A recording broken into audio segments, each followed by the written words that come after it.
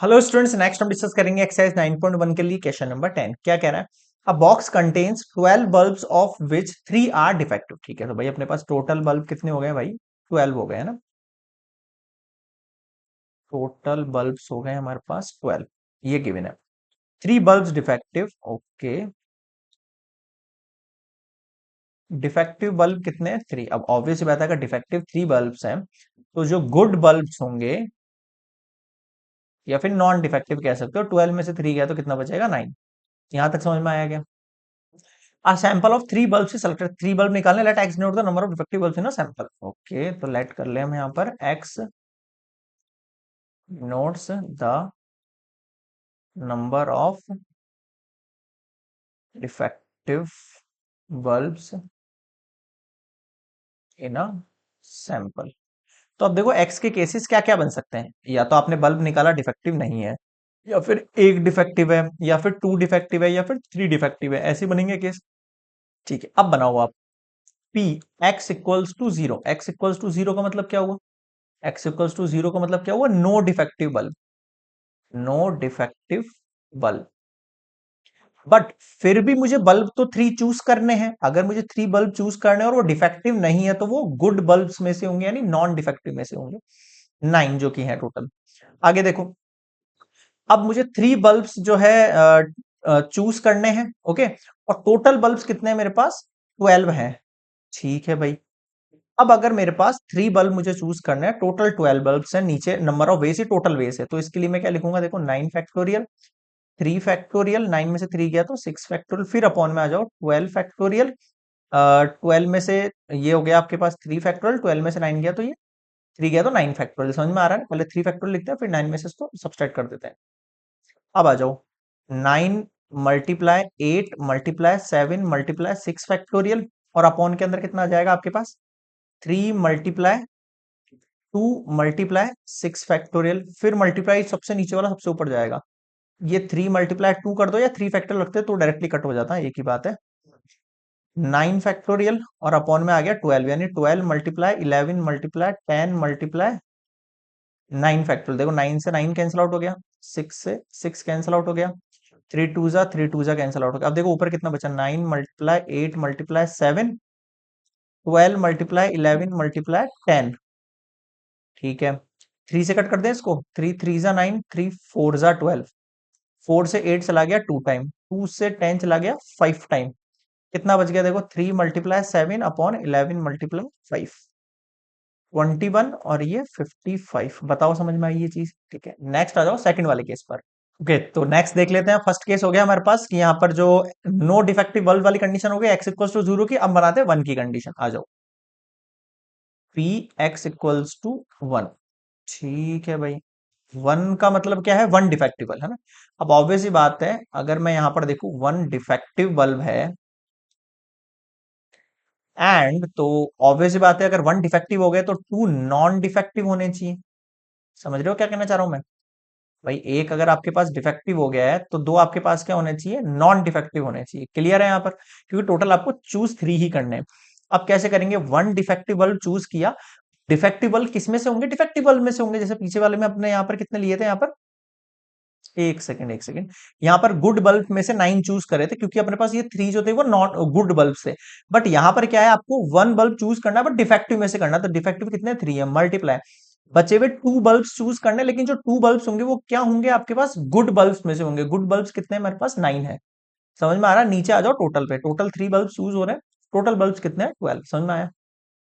आ जाओ यहाँ पर, 3 फैक्टोरियल अपॉन 1 फैक्टोरियल, 3 में से 1 गया, 2 factorial multiply 9 factorial upon 2 factorial, 9 में से 2 गया तो 7 फैक्टोरियल।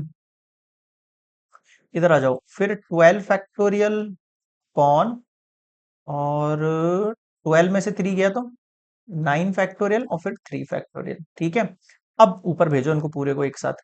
पहले देखो, 3 मल्टीप्लाई 2 फैक्टोरियल अपॉन में 2 फैक्टोरियल, फिर मल्टीप्लाई, यहाँ आ जाओ, 9 multiply 8 multiply 7 factorial upon 2 multiply 7 factorial. ये सबसे नीचे वाला सबसे ऊपर जाएगा। 9 फैक्टोरियल मल्टीप्लाई 3 मल्टीप्लाई 2 मल्टीप्लाई 1, इसको मैंने ओपन कर दिया। और 12 के लिए मैं लिख रहा हूं यहाँ पर 12 मल्टीप्लाई 11 के मल्टीप्लाई 10 मल्टीप्लाई 9 फैक्टोरियल।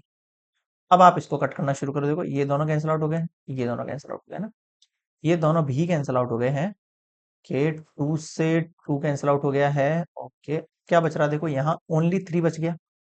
मल्टीप्लाई यहाँ 9 मल्टीप्लाई 8 बच गया, यहाँ आपके पास 3 बच गया। पॉन 12 मल्टीप्लाई 11 मल्टीप्लाई 10 बच गया। ठीक है, 3 से 12 चला गया 4 टाइम, 3 4 जा 12 है ना। ओके, 4 से 8 चला गया 2 टाइम। ओके, 2 से फिर 10 चला गया 5 टाइम। अब देखो ऊपर क्या दिख रहा है आपको, 3 मल्टीप्लाई 9 दिख रहा है ऊपर तो, है ना। नीचे 11 मल्टीप्लाई 5 चल रहा है, 3 9 जा 27 और ये 55। बताओ समझ में आ रहा है? मैं बिल्कुल सिंपलीफाई करके दे रहा हूँ इसको ना, एग्जैक्ट सिंपलीफाई। अगर बुक के अंदर आंसर जो है थोड़ा सा बड़ी डिजिट के अंदर हो तो आप उसको सिंपलीफाई कर लेना, ये आंसर बन जाएगा आपके पास, कोई इशू नहीं है इसमें। क्लियर है यहाँ पर? चलिए, 9 3 जा 27 और 11 5 जा 55। अब आते हैं थर्ड केस पर। पी एक्स इक्वल्स टू 1 हो गया, 1 के बाद क्या होगा? 2। अब 2 का मतलब क्या है भाई? सर 2 का मतलब है 2 डिफेक्टिव एंड 1 नॉन डिफेक्टिव। ठीक है, ठीक है भाई, आगे भी समझ में बात।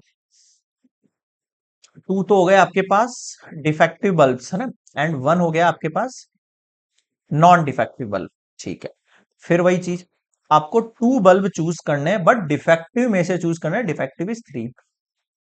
1 बल्ब आपको चूज करना है और 1 बल्ब किस में से होना चाहिए? गुड बल्ब्स में से। गुड बल्ब्स कितने हैं? 9 है। बताओ समझ में आ रहा है क्या? बिल्कुल सर, ये हो गया आपके पास 9 बल्ब में से 1 चूज करना। नीचे क्या आएगा? टोटल 3 बल्ब्स और ये 12। 3 फैक्टोरियल, फिर 2 फैक्टोरियल, 3 में से 2 गया 1 फैक्टोरियल। 9 फैक्टोरियल, 1 फैक्टोरियल, 9 में से 1 गया 8 फैक्टोरियल। सबसे नीचे नीचे आ गया आपके पास 12 फैक्टोरियल, 3 फैक्टोरियल और ये 9 फैक्टोरियल। नीचे ऊपर भेज दूं उसको? देखो 3 multiply 2 factorial upon 2 factorial multiply 9 multiply 8 factorial, फिर 8 फैक्टोरियल मल्टीप्लाई, ये सबसे नीचे से सबसे ऊपर जाएगा। 3 मल्टीप्लाई 2 कर दूं मैं इसको, और 9 के लिए 9 एज इट इज। 12 के लिए देखो 12 मल्टीप्लाई 11 मल्टीप्लाई 10 मल्टीप्लाई 9 फैक्टोरियल हो गया। ठीक है भाई, अब कट करना शुरू करो। 8 फैक्टोरियल 8 4 चला गया, 2 से 2 चला गया, 9 से 9 चला गया। ठीक है, क्या बचा? देखो इधर ओनली 3 बचा, 9 बचा, 3 मल्टीप्लाई 2 बचा, 12 मल्टीप्लाई 11 मल्टीप्लाई 10 बचा। 3 2 जा 6 हुआ और 6 2 जा 12 हुआ। ठीक है, और कुछ कट रहा है? नहीं सर, 3 मल्टीप्लाई 9 बच गया ओनली, 2 मल्टीप्लाई 11 मल्टीप्लाई 10 बच गया। 9 3 जा 27, 22 और ये 0। क्लियर रहा है यहां तक? ठीक है, नेक्स्ट केस पर आओ। P X equals to 3 last. अब यहां पर क्या है? 3 डिफेक्टिव बल्ब्स हैं, तीनों ही क्या है? डिफेक्टिव बल्ब चूज हो रहे हैं इस बार, तो ऑब्वियस ही बात है 3 बल्ब चूज कर रहे हैं, और टोटल डिफेक्टिव बल्ब्स कितने हैं हमारे पास? 3 हैं। समझ में आ रहा है? फिर से सुन लो मेरी बात, क्या कह रहा हूं मैं आपसे। 3 बल्ब चूज कर रहे हैं हम यहाँ पर, ठीक है। 2 कर लिए थे, इस बार मैं बोल रहा हूँ 3 बल्ब चूज करो, तीनों के तीनों डिफेक्टिव है, तो डिफेक्टिव में से ही चूज होंगे। और अपॉन के अंदर क्या आएगा? 3 bulb chosen from the from out of total 12 bulbs. 3 factorial, 3 में से ये गया 0 फैक्टोरियल और फिर 3 फैक्टोरियल। अपॉन में आ जाओ 2 12 फैक्टोरियल, 3 फैक्टोरियल और ये 9 फैक्टोरियल। क्या होगा? सिंपली दिख रहा है भाई मुझे यहाँ पर तो, है ना, इसका वैल्यू 1 होता है, इसका 3 फैक्टोरियल होता है।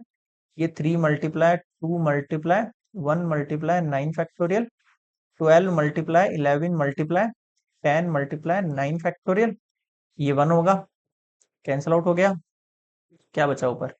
3 मल्टीप्लाई 2 अपॉन 12 मल्टीप्लाई 11 मल्टीप्लाई 10, 3 4 जा 12, 2 2 जा 4, 1 अपॉन 2 2 0। बताओ समझ में आया क्या? अब इसका लिखना है प्रोबेबिलिटी डिस्ट्रीब्यूशन, तो कैसे लिखेंगे? रिक्वायर्ड प्रोबेबिलिटी डिस्ट्रीब्यूशन इज 0 1 2 और 3। अगर 3 डिफेक्टिव बल्ब है तो answer 1 upon 2 2 0। Two defective bulb है तो आंसर 27/220।